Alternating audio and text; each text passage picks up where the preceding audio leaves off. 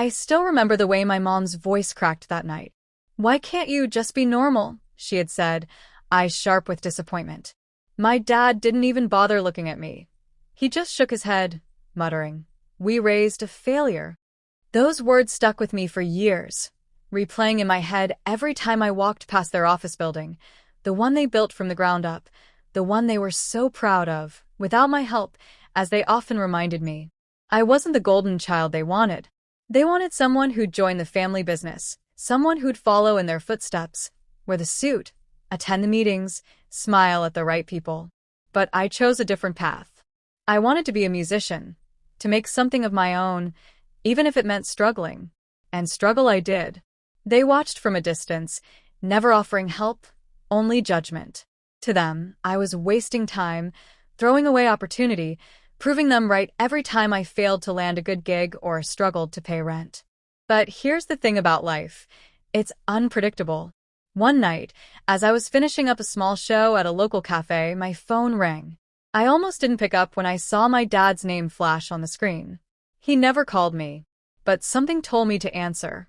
On the other end, his voice was strained, unfamiliar. "We need to talk," he said quietly. "We're in trouble." Turns out, their beloved company wasn't as untouchable as they made it seem. They were on the brink of collapse, caught up in bad investments and a market shift they didn't prepare for. And now they needed cash, $5 million to be exact, to keep the company afloat. I sat there stunned as they laid it all out, telling me how desperate things were, how they'd tried every option, how the bank had turned them down, how their so-called friends had quietly backed away. And then, with a shaky breath, my dad said, "We know you've been doing well lately." That was the part that hit me the hardest. What they didn't know, because they never really cared to ask, was that I had been working quietly, building a business of my own, not the music career they assumed had failed, but something different, something unexpected. I had spent years learning, failing, and learning again, until finally, I found a way to succeed. Now, the parents who once dismissed me, who once told me I was worthless, were sitting across from me at the kitchen table, their faces pale with fear, asking for my help. I wanted to laugh. I wanted to cry. But instead, I leaned back, looked them in the eye, and asked the question they clearly hadn't expected. Why should I? Their mouths fell open, eyes wide, as they realized this conversation wasn't going to go the way they had hoped. And at that moment, I knew the real story was just about to begin. My parents sat frozen at the table, eyes darting between each other, searching for what to say. I could almost hear their thoughts racing, trying to figure out how their failure of a child had turned the tables. My mom was the first to break the silence. "We know you're upset," she said softly, reaching across the table. "But we're still your family." Her hand trembled slightly as it hovered near mine. For a second, I almost gave in, almost forgot all the years of cold words and silent dinners. But I pulled my hand back. "Family," I repeated slowly, tasting the word. Where was this family when I needed help? When I was barely scraping by, when I couldn't afford food, when you told me to grow up and get a real job? My voice cracked, but I held steady. My dad let out a long breath. "Look, we made mistakes, all right? But this isn't just about us. If the company goes under, hundreds of people lose their jobs. Families. You know what that means." His face hardened, the businessman in him slipping back into place. He was used to negotiating, convincing investors, making things happen. But this time, I wasn't sure he understood that I wasn't just another person he could sway with numbers. As they spoke, memories flooded back. My first failed concert, where barely anyone showed up, and all they said afterward was, "Told you this wouldn't work." The months I spent couch surfing, trying to keep my head above water while they went on vacations, posted pictures of champagne and fancy dinners. The birthday they forgot. I stood up slowly, pacing the room. I could feel their eyes following me, waiting. Part of me wanted to tell them everything, how I'd built a small online platform, started consulting for artists, learned marketing, invested smartly, how I'd turned my supposed failures into lessons, each one bringing me closer to where I was now. But I stayed quiet. Instead, I turned back to them. "Why do you think I have that kind of money?" I asked quietly. My mom's eyes flickered, uncertain. My dad cleared his throat. We heard things. People talk. We know you've been doing well. That's what stung. They didn't know. They'd just heard. They'd never asked, never checked in, never been proud, but now that they needed me, suddenly they were paying attention. Outside, the rain started tapping against the windows. My heart thudded in my chest. You need $5 million, I said slowly, and you're coming to me. The kid you called a failure. I watched them squirm in their seats. I wasn't trying to be cruel, but part of me needed to see them acknowledge the truth. They looked at each other again. My mom's eyes were watery now, her lips trembling. My dad clenched his fists on the table. We know we messed up, he muttered, but please, we're running out of time. The room fell silent except for the soft ticking of the clock. And I knew, deep down, that the choice I made next would change everything. I stared at my parents, feeling the weight of years pressing down between us. It wasn't just about the $5 million. It was everything that had built up over time. The rejection, the silence, the way they had always looked past me, as if I wasn't enough. Now here they were, desperate, vulnerable in a way I had never seen before. But something in me couldn't just let go of the past so easily. Who else have you asked? I asked quietly, crossing my arms. My mom sniffled, glancing at my dad, waiting for him to speak. We went to the banks. Old partners. Even some of our friends from the industry. Nobody's willing to take the risk. The market is shaky. Everyone's pulling back. His voice was steady, but his eyes, they were tired. I had never seen him look so small. Why didn't you prepare for this? I pressed, unable to stop myself. You always acted like the company was untouchable. You never wanted my help before. My dad rubbed his hands over his face, his jaw tightening. We didn't expect things to turn so fast, he muttered. You wouldn't understand. That sentence sparked something in me. You're right, I shot back, feeling my chest tighten. I don't understand how two people who built an empire couldn't see a collapse coming. My mom reached out again, voice trembling. Please, we don't have time for this. The bank's calling in the loans next week. If we can't cover the gap, we lose everything. Suddenly, it wasn't just about their survival, it was about mine.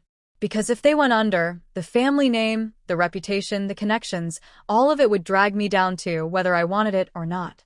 People would start asking questions. Why didn't the son step in? Why didn't he help? My success, my quiet rise, could get tangled up in their fall. At that moment, a thought crept into my mind. Was this their plan all along? Did they think they could shame me into saving them, using guilt and family loyalty as leverage? While the main conflict churned inside me, another subplot emerged in the background. My phone buzzed on the table. I glanced down and saw a message from Emily, my business partner. Hey, we need to finalize the investor deal tonight. They want confirmation.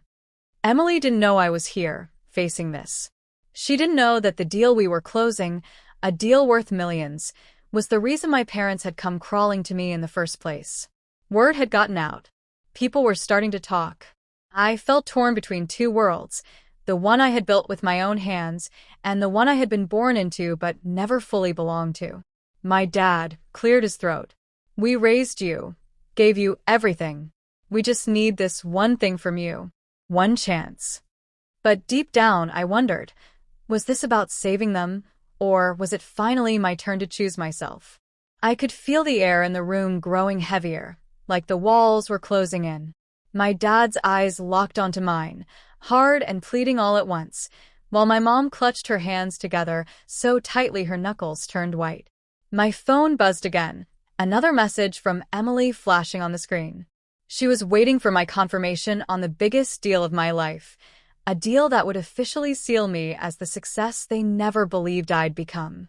I ran a hand through my hair, pacing again, heart pounding so loudly it drowned out their voices.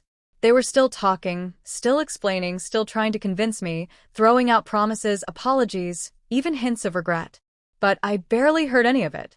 Inside, my thoughts were racing. If I gave them the money, would they finally respect me?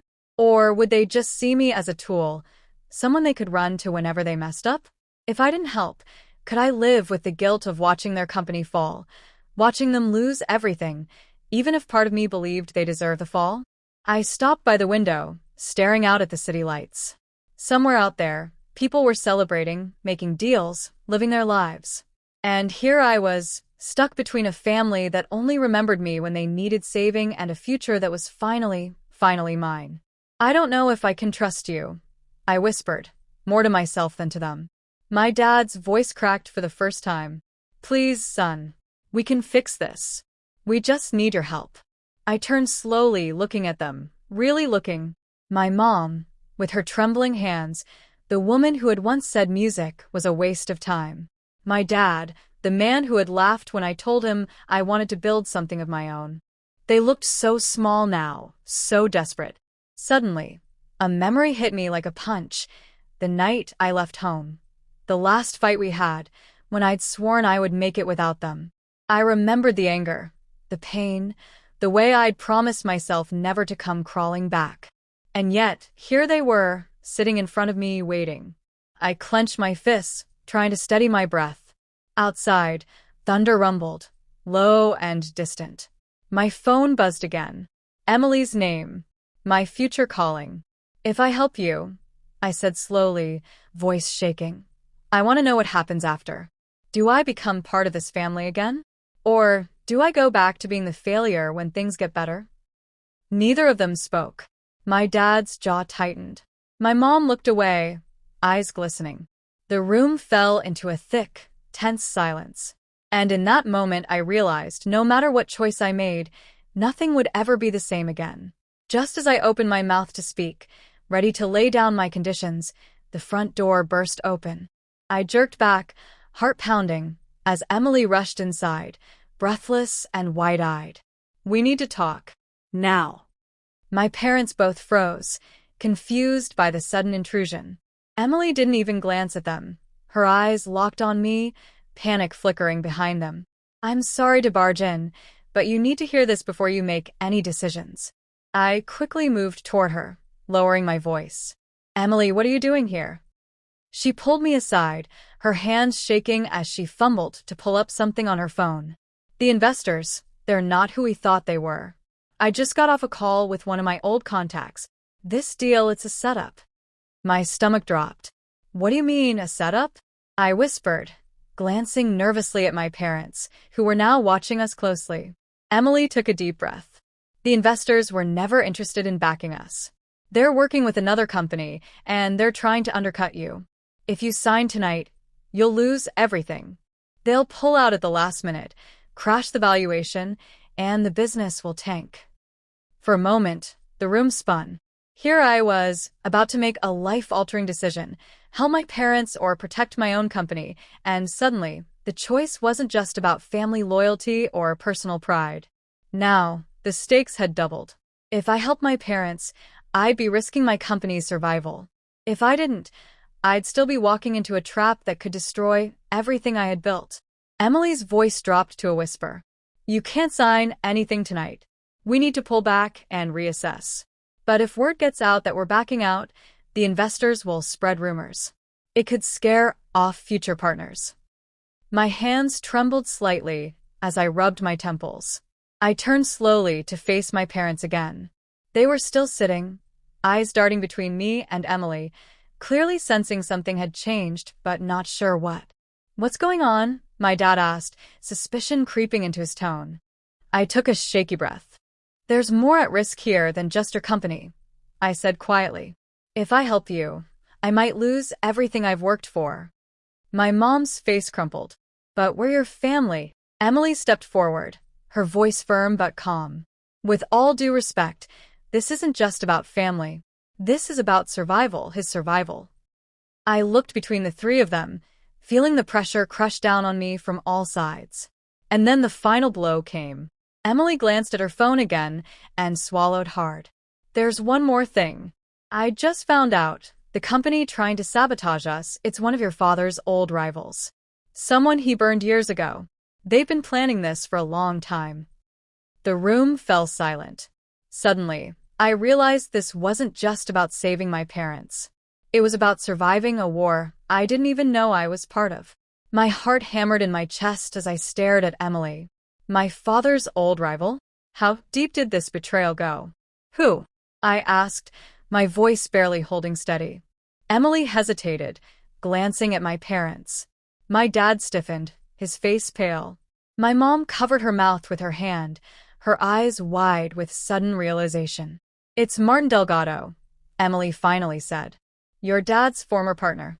The one who left the company after that big falling out 15 years ago. My father looked like he'd been punched in the gut. He staggered back, sinking into the chair. No. Martin wouldn't. He did, Emily said quietly. And he's been planning this for years. Watching you, waiting for the right moment to strike. I ran a shaky hand over my face, trying to think. The betrayal, the failed deal, the rival company, it was all crashing down at once. And here I was, the one everyone was depending on to make the right move. We can't go forward with the deal, I finally said, turning to Emily. We pull out, no matter what it costs. Emily gave a small, determined nod. My mom grabbed my arm, her voice trembling. But what about us? Our company? We're ruined without that money. I pulled away gently but firmly. You should have told me about Martin. You should have been honest with me from the start. My dad's face crumpled with regret. I didn't know. I swear, I thought we left that behind years ago. Emily's phone buzzed again. She glanced at it, her brow furrowing. We need to move fast. I just got word. Martin knows you're hesitating. He's going to launch a press attack tomorrow morning to make sure you look unstable to other investors. I felt the weight of it all slam down on me. Fine, I said. We fight back. We go public first. We tell the truth about the sabotage and expose Martin's game before he can strike. Emily gave me a look of approval. We can draft the statement tonight. For the first time in hours, I felt a flicker of control returning. But just as I turned to help Emily draft the statement, my dad's phone buzzed sharply. He picked it up, his face draining of color as he read the message. What is it? I asked quickly. My dad looked up, his eyes wide, his voice a hoarse whisper. It's Martin. He's not just coming after the company. He swallowed hard. He's threatening the family, personally. For a moment, time seemed to freeze. What do you mean, threatening? I asked, my throat dry. My dad handed me the phone with shaking hands. On the screen was a message, simple and chilling. If you don't fold, you'll regret it. Watch your son. My breath caught. My chest tightened. Suddenly, this wasn't just about money or deals or old rivalries. It was personal, deadly personal. And the final fight had only just begun. I stood frozen, staring at the message on my father's phone. My heart pounded so loud I could hear it in my ears. Emily gently touched my arm, grounding me. We can't let this scare us, she said softly. If we back down now, Martin wins everything. I nodded slowly, trying to steady my breath. My parents were both pale, shaken, clearly realizing for the first time just how deep Martin's revenge ran. But I knew we couldn't let fear control us. This was our moment to stand firm. That night, Emily and I worked through every detail, carefully crafting a public statement that not only exposed Martin's sabotage, but also highlighted how my company had uncovered the truth just in time. We framed it not as a story of family betrayal, but as a story of resilience, how we survived a calculated attack and protected both companies from collapse. By morning, the press had picked it up. Headlines spread fast, and Martin's dirty tricks were suddenly in the spotlight. Investors backed away from him, and within days, his reputation crumbled. His company's stock took a massive hit, and the man who had once threatened us so confidently went silent. My parents' company survived, though barely. They had to downsize, restructure, and rebuild trust with their clients. But they did it. And this time, they asked for my help not as a last-minute savior, but as a true partner. It was a slow healing process, both for the business and for our family. For me, it wasn't just about the money or the headlines. It was about realizing that I had finally stepped into my own strength. The person they had once called a failure had become someone they depended on. Not because I chased their approval, but because I learned how to stand tall on my own. Emily stayed by my side throughout it all. Our friendship deepened, and I knew without her, I might not have seen the danger coming. She reminded me that sometimes the people who stand with you in the shadows are the ones who shine the brightest when the storm hits. Looking back, I realized this whole journey wasn't just about family or business. It was about knowing my worth, about understanding that sometimes people's opinions of you are shaped by their own fears and failures, not by your true potential. So if you've ever been called a failure, if you've ever been underestimated, remember this. Your worth isn't defined by those voices. It's defined by the choices you make, the battles you fight, and the way you rise when life pushes you down. As for me, I'll never forget the moment I looked at my parents and saw not just the people who once doubted me, but the people I had forgiven. We were no longer stuck in old patterns. We were moving forward, stronger, wiser, and finally on the same side.